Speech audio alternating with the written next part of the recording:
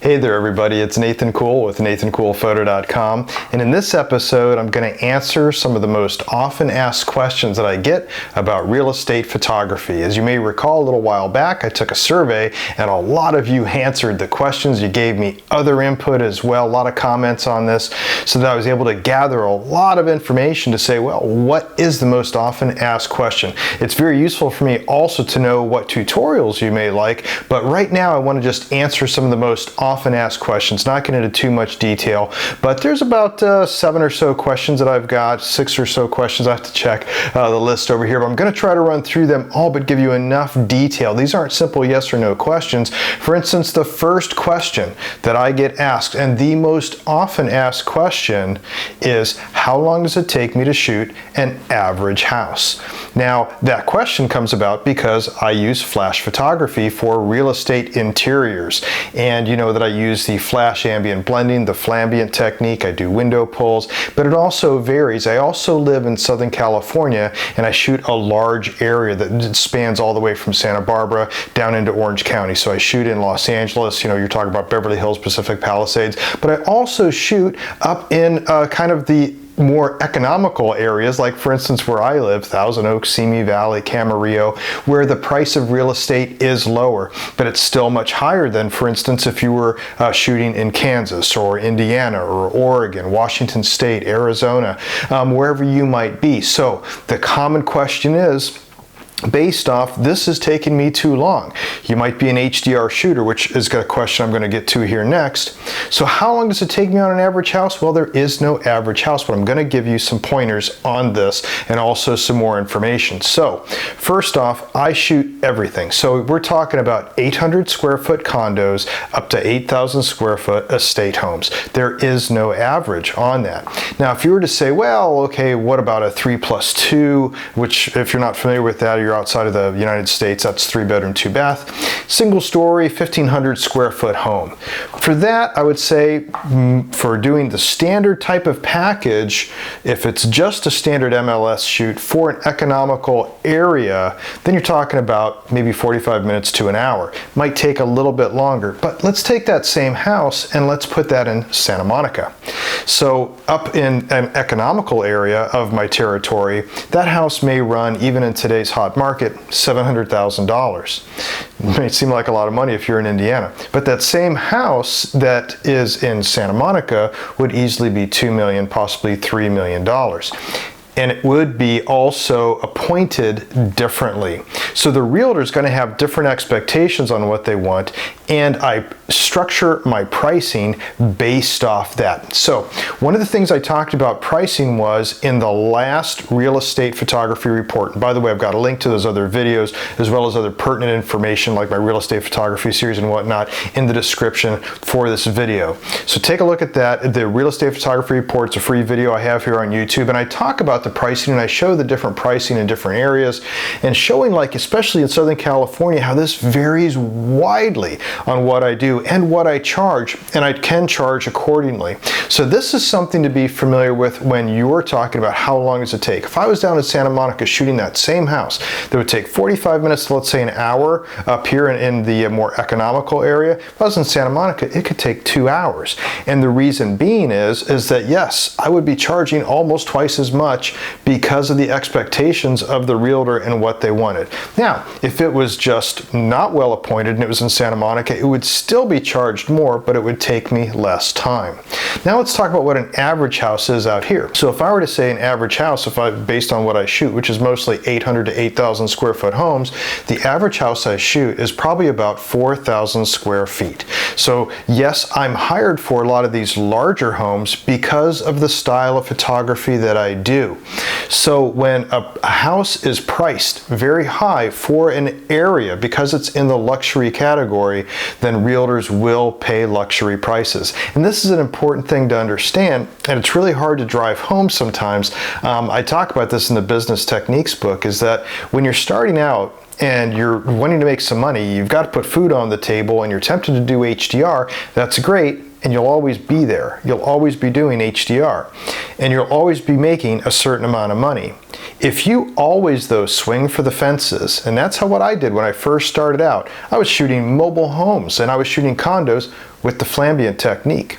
I was always swinging for the fences, and the idea is that I didn't want to always make this much money. I wanted to make more. So I wanted to get in that luxury market. I wanted to be shooting for designers. I wanted to be shooting for remodel companies. I wanted to shoot for builders. I wanted to be able to get architecture gigs. I wanted to shoot for corporations. And I also wanted to shoot for luxury. I wanted to go where the money was, but you can't go there unless you know the skills, and you can't go there unless you can prove that you can do the work. So this is driving home that point where I know it's a bit of a long explanation, but how long does it take me to shoot an average house? There is no such thing. What there is, though, is a more impertinent question is, how long does it take you to shoot based on what you make?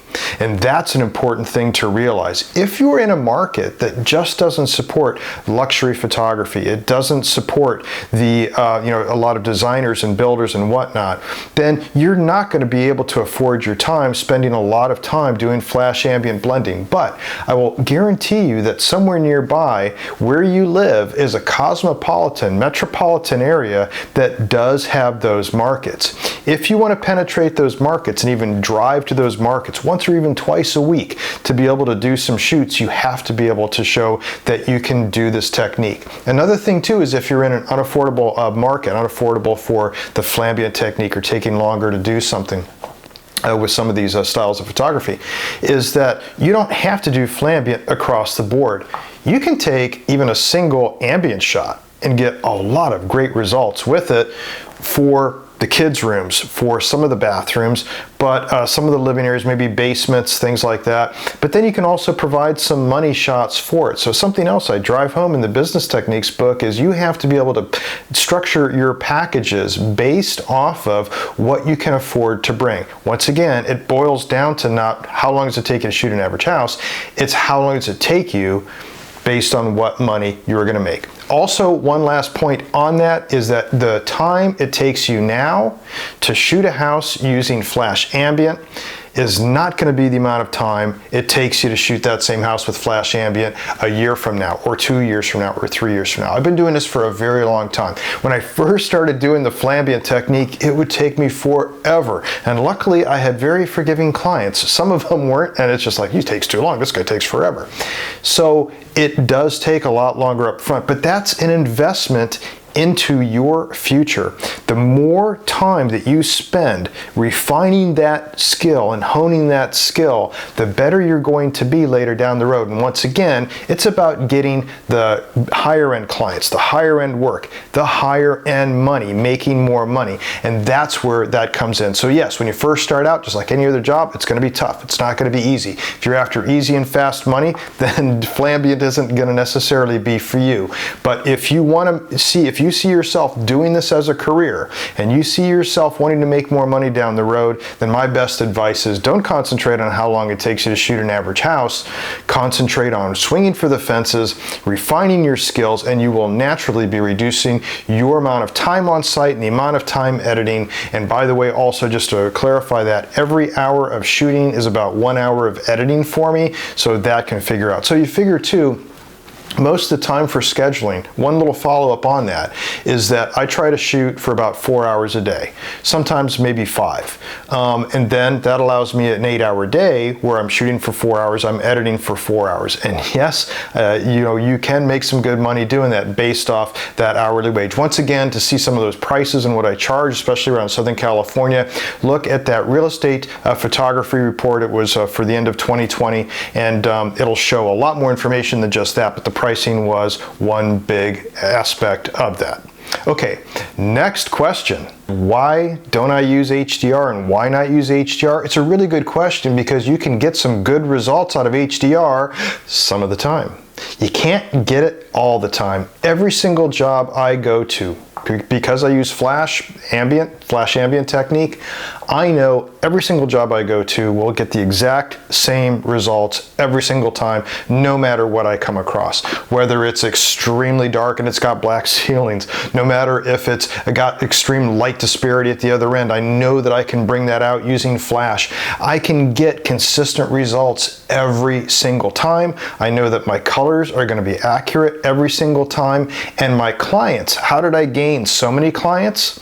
Because they got tired of their HDR shooters. And also the higher end clients won't even look at stuff like that because they don't know that it might be HDR. They just look at the quality and they go, compared to this.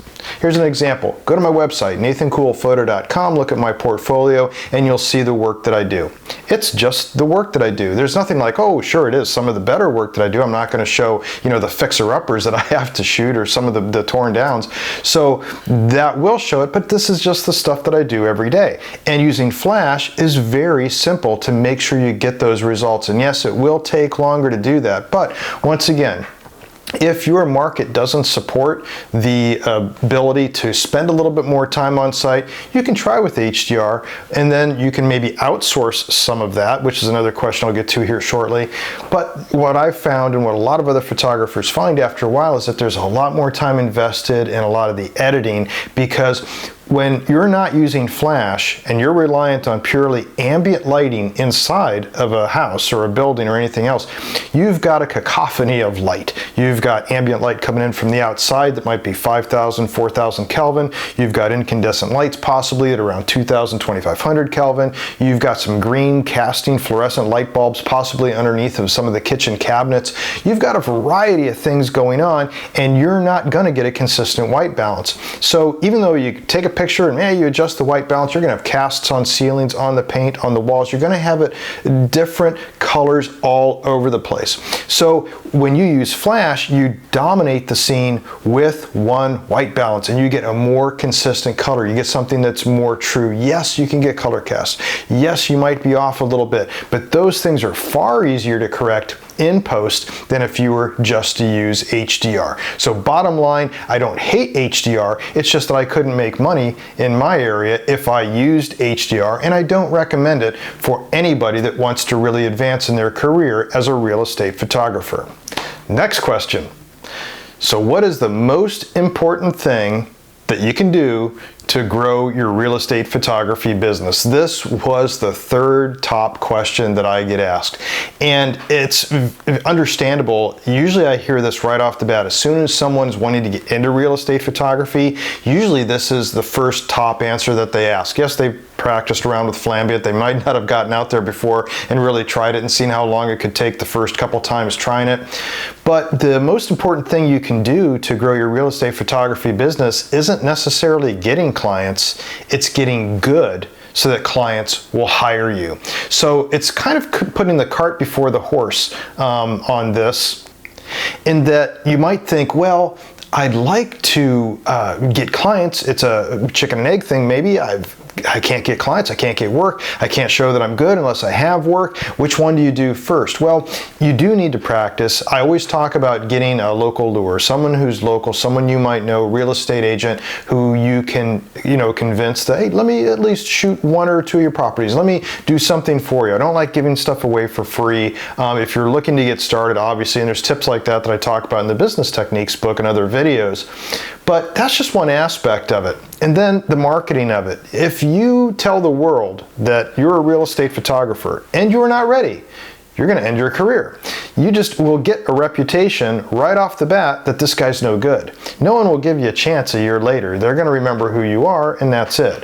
So you want to be able to come out swinging. You want to be able to show that you are good, that you are really worthy of being hired. So the most important thing to grow your photography business, number one, is just get good at what you're doing. The rest of it will fall into line as soon as you start working with one or two agents. There's something so different in real estate photography than other genres of photography.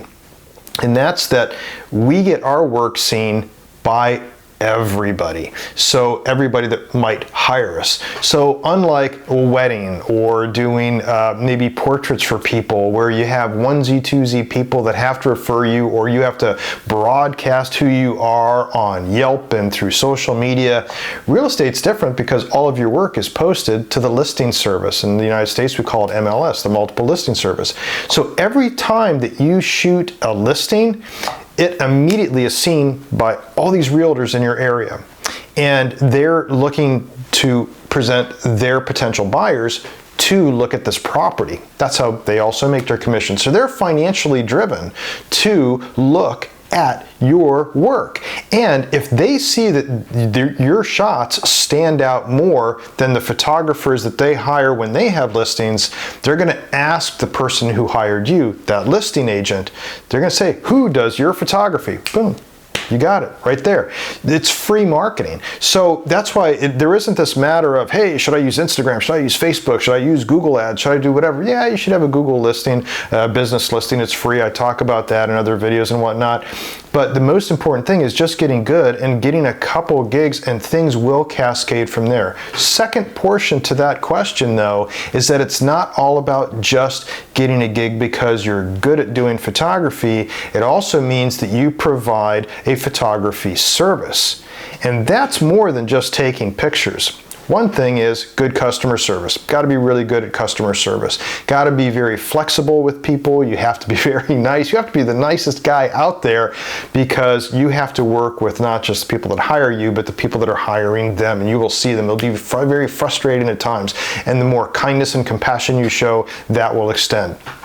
Going beyond that, though, it's more than just service as customer service. It's the services you provide. If you're doing just photography, you're losing out, because they want turnkey providers. Agents, clients want turnkey providers who can do photography. They can do drone. They can do 360 tours. They can provide real estate videos. So that's why if you look at my real estate photography series, there's not just one book on doing real estate photography. There's those other things as well. So it's being able to provide the things. If you don't know how to do those things, yes, you can learn them. I have books on that.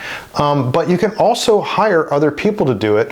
And you could also learn certain skills and ask other photographers to provide those services for them. You could, if you really love 360 photography, or you really love videography more than photography, reach out to other photographers in your area and offer those services to them. So they could make a little bit of money, you make a little bit of money. They don't have to do anything, you go do all the work.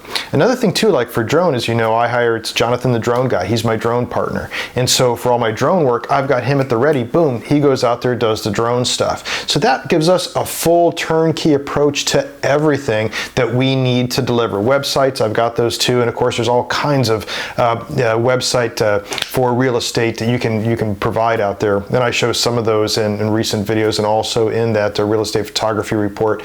But going beyond that, and also, by the way, in the book on the recent one on basic videography, on where to host, some of this stuff.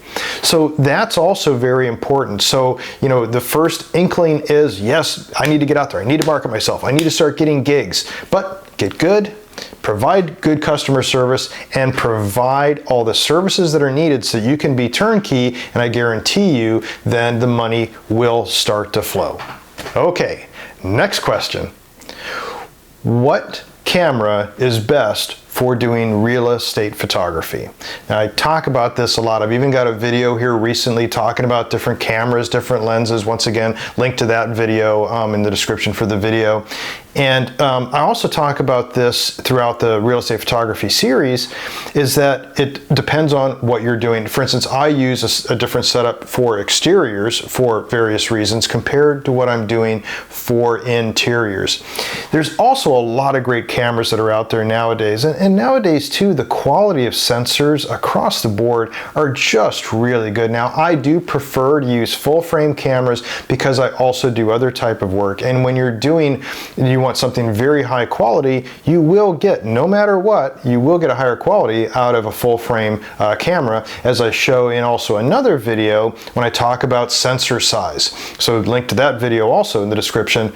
But remember that even though you could get a 24 megapixel full frame camera, camera, it will have bigger photo sites on its sensor than a cropped version that's 24 megapixels. So to be able to fit the same number of megapixels on a smaller sensor means that those photo sites on the sensor need to be smaller. Thus, they'll pick up less information.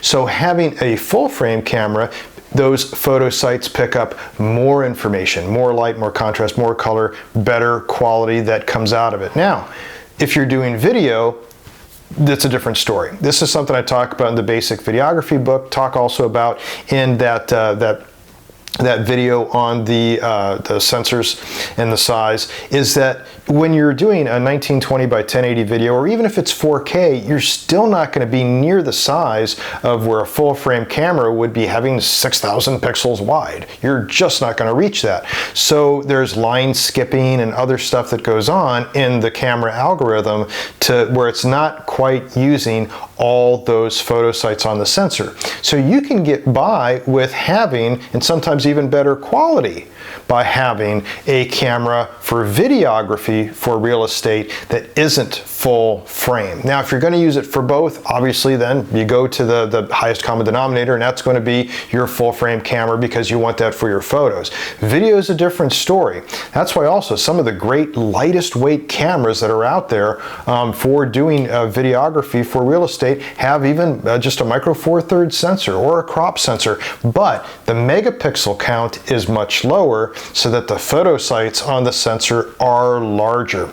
Worst case scenario, you're really wondering about the quality of a camera versus another one, I recommend going to dxomark.com. You can then compare different cameras and look at the actual test results that they show, because they'll actually do the testing with those cameras versus lenses. Now, talking about lenses that then have to match for that camera, well, that's where things get a little tricky. Yeah, Nikon World Full Frame, we're talking about the 14 to 24 thing that lens that costs a king's ransom. And yes, it's really good, but as you know, I love using the Tokina 16 to 28, which is only about $600. It's an f2.8 lens, really good lens. The new Nikon Z6, the Z series in particular, what it has the 14 to 30 f2.8, and also Sony has some great on the G line. And these lenses are really good for what they provide, but once again, you need to compare the results when you get into like DxOMark. I do not recommend using the cheaper Samyang for doing interior real estate photography. Those tend to be just lower quality lenses. Now, you know that I use like the Samyang lenses for doing DSLR virtual tours, but that's also just head and shoulders above using a portable 360 camera. So it's a relatively speaking better lens. But for doing regular real estate photography, you really need to have a good rectilinear lens. Tilt shift lens is okay, as you know, I don't use those anymore. So what's the best one to use? One, it depends on your budget. So also your budget is going to be driven by your business expectations for your area. So if you're not able to charge very much, and you can barely even charge enough for all the time that you're doing for the flambient work, then your market might not support you buying cameras that each body is $2,000 and $3,000 and your lenses are another $2,000 also. So something to keep in mind is that what's the best one to use? It really depends on your budget, but don't skimp out. There is a balance to it. Watch that video once again. There's two of them down here in the description for the video. The one is the video on cameras and lenses for real estate photography, and the other is Does Sensor Size Matter, where I talk about the different sensor sizes. And I think that will probably answer a lot of your questions on that topic. Next question. Do I outsource my editing? No. I do all of my editing myself. And you might wonder, it's like, well, doesn't that take a lot of time? Well, yes and no. Once again, the first question about, what I charge, I mentioned that I plan on how much I'm charging based off of how many hours I shoot a day and then how much editing that I do. A big thing for me, especially using Flambient, is that it's really hard to find outsourced editors for doing Flambient. And if you do find them, you may find that within a few months, the quality of those those editors goes down. So I have other photographer colleagues in this area that have had that same problem. So even whether it's HDR or whether it's Flambient, yes, they'll come out of the gates just swinging, and it's fantastic and looking great, but then it might decay over time, and the reason being, part of it is that, hey, they've already got you hooked, let's just keep going, but the other portion of that is that they might actually be using a different editor. So instead of doing themselves, they're outsourcing, you're outsourcing to someone else. So this is a common problem, and I also, as you know, I worked as an engineer for many years and led engineering teams in telecommunications, and one of the things that we would get involved in at the first onset of outsourcing back in the 1990s when it started to become popular is that we got inconsistent results. And even up toward the end of my career doing engineering is that we still face that same problem. There was other issues as well when it came to outsourcing. For instance, the reliability, the hours. If you're outsourcing something overseas, yes, you might be able to get results the next morning, but if something's wrong, you're not going to be able to talk to them that day. So if you're working with a local editor, that's different.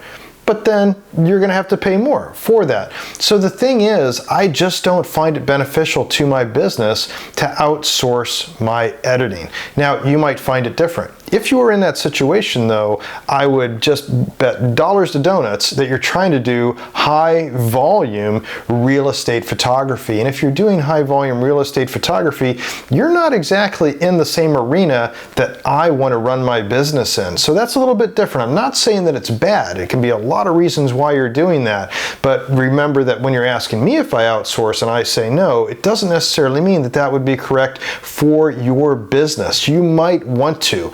I don't want to get into that style of business. Just to qualify something real quick too, just to cover everything in general, is that I got into real estate photography and photography in general because I like shooting good photography. I didn't get into something so I could run and gun and just have something clicked off. Why did you get into photography?